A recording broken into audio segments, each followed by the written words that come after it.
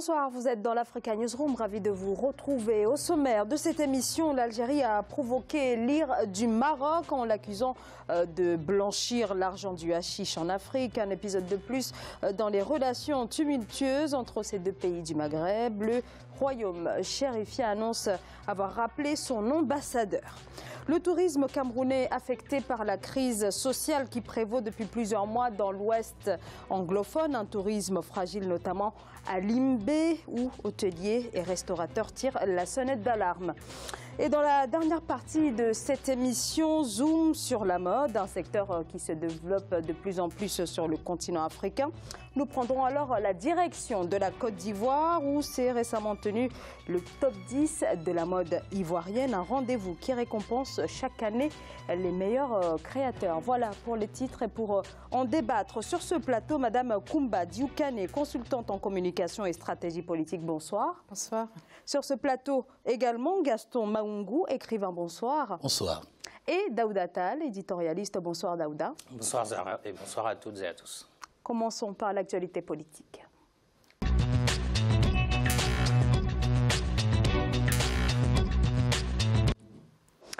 Le torchon brûle une fois de plus entre le Maroc et l'Algérie. Le royaume chérifien annonce avoir décidé du rappel pour consultation de son ambassadeur à Alger. Une décision en réaction aux récentes déclarations du chef de la diplomatie algérienne qui a accusé des entreprises marocaines de blanchir de l'argent en Afrique. Ashley Duprat.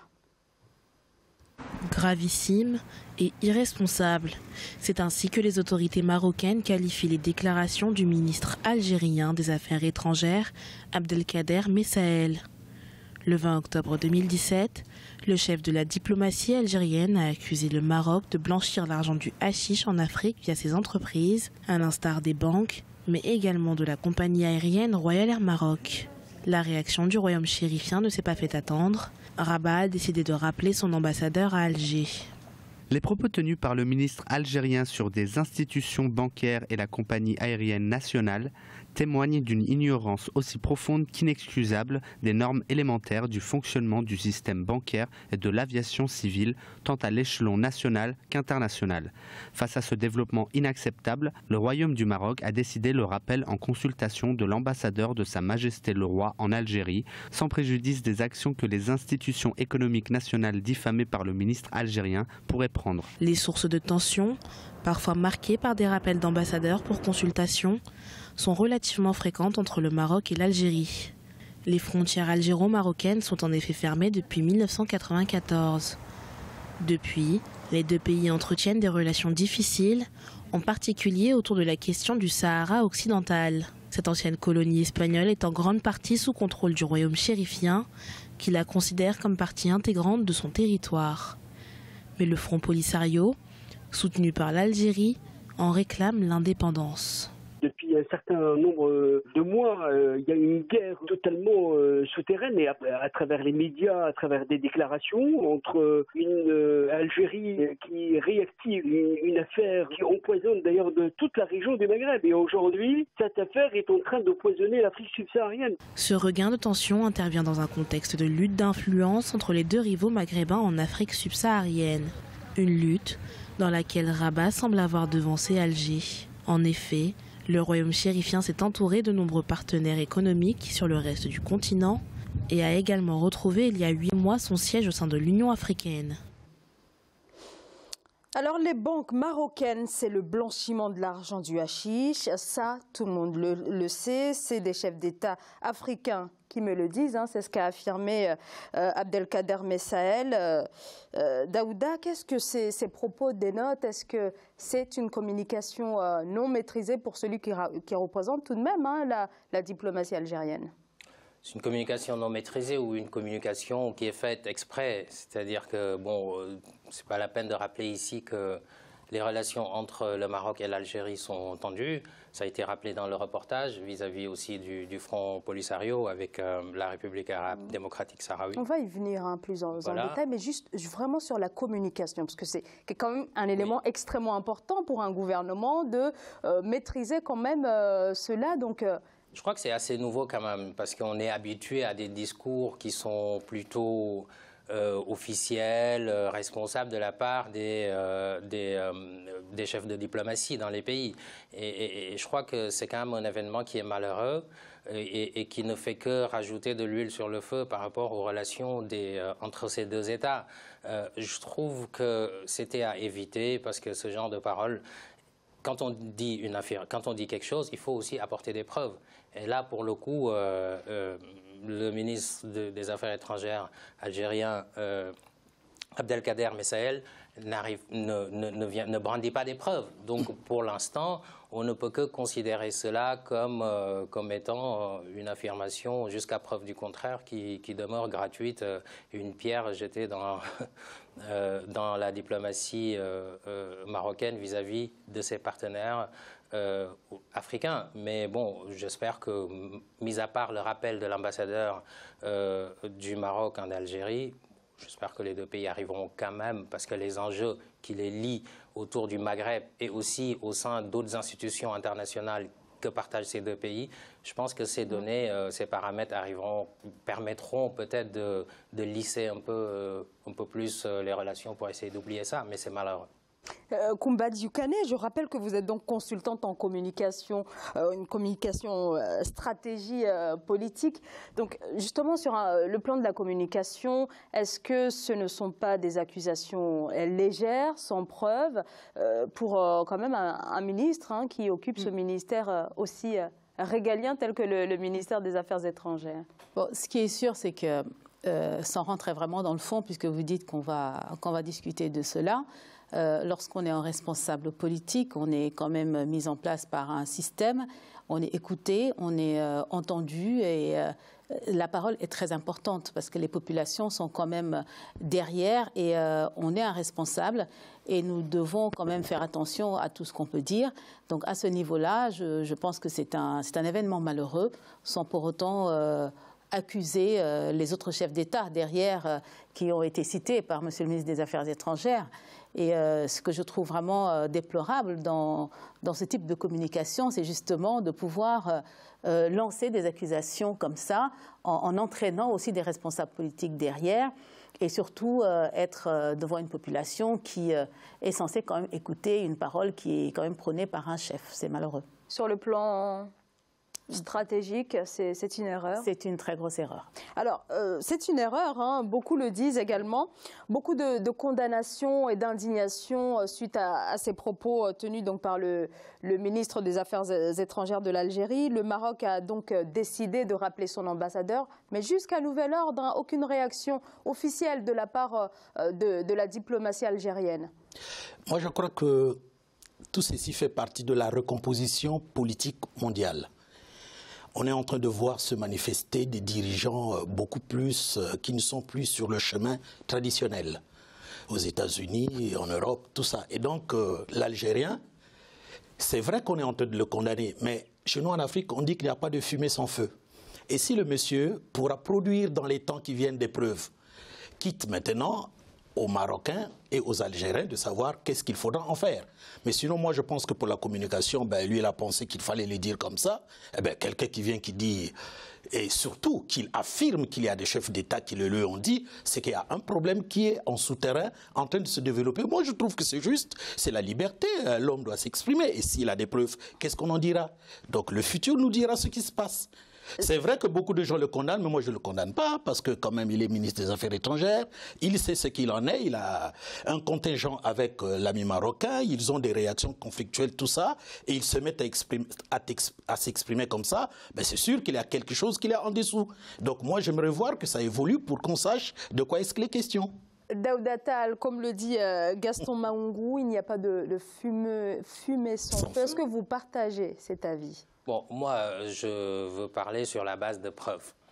S'il y avait des preuves, bien entendu, je condamnerais ces pratiques de la part du Maroc, si c'était avéré. Les preuves, on les présente après le discours, forcément. Non, moi, je pense quand même que quand on accuse, quand on fait des accusations de cette nature, surtout citer également des pays, des chefs d'État africains, l'affaire va quand même prendre de l'ampleur. Il le sait, et c'est pour cela qu'il a présenté cette activité-là. Donc, il faudra qu'on voie dans les jours qui viennent qu'est-ce que ça va produire. Parce que finalement, il y aura une suite.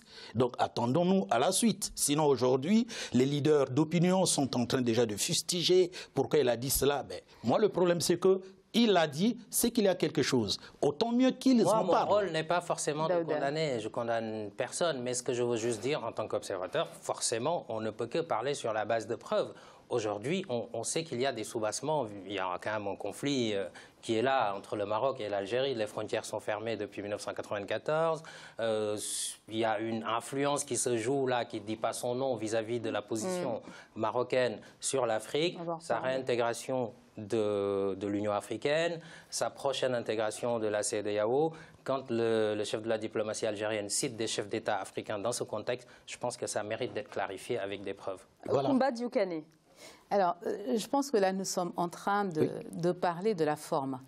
Condamner des propos malheureux, bien sûr, mais allons jusqu'au fond des choses. Aujourd'hui, ce n'est pas à nous, franchement, observateurs, de condamner le Maroc ou bien de condamner l'Algérie. Je pense plutôt aux populations. Parce que lorsqu'on est un responsable politique, on se doit de protéger ces populations. Les Marocains, comme les Algériens, subissent une situation tellement difficile depuis des années à cause du Sahara occidental. Je pense que ce ne sont pas aux responsables marocains ni algériens d'attiser encore le feu. Il faut penser aux populations. Donc même s'il y a aujourd'hui une accusation quelconque à porter dans un sens ou dans un autre, à un moment, le responsable politique doit prendre ses dispositions, doit se dire que ma parole, elle pèse, et ce n'est pas à ce moment-là qu'il faut que je sorte des mots malheureux. Donc pensons aux populations, parce que protéger une population, c'est la protéger du point de vue économique, du point de vue social, mais aussi du point de vue sécuritaire. Et dire des mots malheureux comme ça peuvent entraîner des situations compliquées, des situations de conflit dont l'Afrique n'a pas besoin aujourd'hui. Alors, le Maroc a qualifié ces propos d'un niveau d'irresponsabilité sans précédent dans l'histoire des relations bilatérales. On sait que, vous l'avez dit tout à l'heure, Daouda Tall, on sait que les deux États entretiennent des relations extrêmement difficiles. La frontière algéro-marocaine est fermée depuis 1994. Est-ce que ce regain de tension, Daouda, pourrait compliquer la reprise des pourparlers qui sont prévus pour bientôt? Naturellement, naturellement, ça peut compliquer les choses. Mais je crois que le problème de la République arabe sahraoui démocratique doit être réglé au moins. Pour qu'il y ait solution dans ce conflit, il faut que le Maroc accepte de s'asseoir autour de la même table avec l'Algérie. Il y a les Nations Unies qui font la médiation depuis très très longtemps. C'est un conflit très très vieux. Donc l'envoyé spécial qui vient juste d'achever d'ailleurs une mission dans la région. Exactement. Et puis le mandat de la MINURSO qui est en cours, qui est prolongé à chaque fois.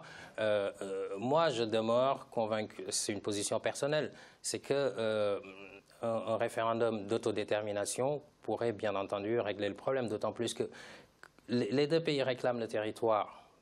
À un moment donné, c'est ceux qui habitent dans le territoire qui peuvent décider de leur propre destin. Vous voulez être attaché au Maroc ou pas? Je pense que ça, c'est une véritable question qui pourrait être un point de départ pour une solution sur cette question. Mais les enjeux les enjeux dépassent ce cadre-là. Tout à l'heure, j'ai parlé de l'intégration du Maroc à l'Union africaine, la CEDEAO. Vous savez, au sommet en juin dernier à Monrovia, l'accord de principe a été donné au niveau de la CEDEAO pour que le Maroc puisse intégrer, et je crois que ça va être confirmé en décembre, apparemment, au Togo. Et je crois que tout ça irrite un peu quand même l'Algérie, il faut le dire. C'est certain. Rappelons également que l'Algérie joue un rôle majeur, et ça, il faut le saluer de la part de l'Algérie, au niveau de la résolution du conflit au Mali, par exemple. Là, l'Algérie est un poids de taille, est un acteur de taille. Et le Mali fait partie de la CEDEAO. C'est-à-dire que si le Maroc intègre la CEDEAO, il va y retrouver le Mali également. Qu'est-ce que ça va donner? Est-ce que l'Algérie va se faire voler la vedette par le Maroc en fonction sur ce conflit au Mali, etc. Il y a plusieurs questions. Pour moi, la solution entre ces deux pays, on verra peut-être à l'horizon, mais pour moi, c'est pas demain la veille. Gaston Maungu. Oui, moi je pense que cette incidence diplomatique peut augurer des bonnes choses. Parce que cette affaire du Polisario, c'est l'Algérie qui soutient l'indépendance des autres. Et donc, beaucoup de personnes, beaucoup de leaders d'opinion sont en train de penser que l'Algérie va se fragiliser avec le général qui perdure au pouvoir. Et donc, comme ils savent qu'ils ne peuvent plus avoir une aura sur l'Afrique, il faut chercher des voies et moyens pour peut-être qu'on les réunisse, qu'ils règlent la question du Front Polisario. Parce que vous savez, l'indépendance, c'est bon, nous tous nous sommes d'accord. Mais moi, je pense qu'en toute chose, malheur est bon. En tout cas, vous savez, si par exemple cette affaire est vraie en souterrain, cela viendra à la surface. Et quand ça viendra à la surface, il y aura quand même des commissions qui seront établies pour régler la question. Donc nous pensons qu'il y a quelque chose qui est en train de se bouillonner quelque part et donc il faudrait que les gens s'expriment. Parce que tant qu'on ne s'exprime pas, les volontés ne sont pas mieux mises en exergue. Qu'ils parlent comme ça, mais qu'on trouve la solution. Et la solution ne peut pas venir s'il n'y a pas de difficultés comme ça. Donc c'est pour cela que je pense qu'en toute chose, malheur est bon. Franchement, c'est comme ça, moi, que je vois que les choses peuvent se régler. On va marquer une courte pause et on va continuer de débattre de cet incident diplomatique qui oppose donc l'Algérie au Maroc, juste après la pause.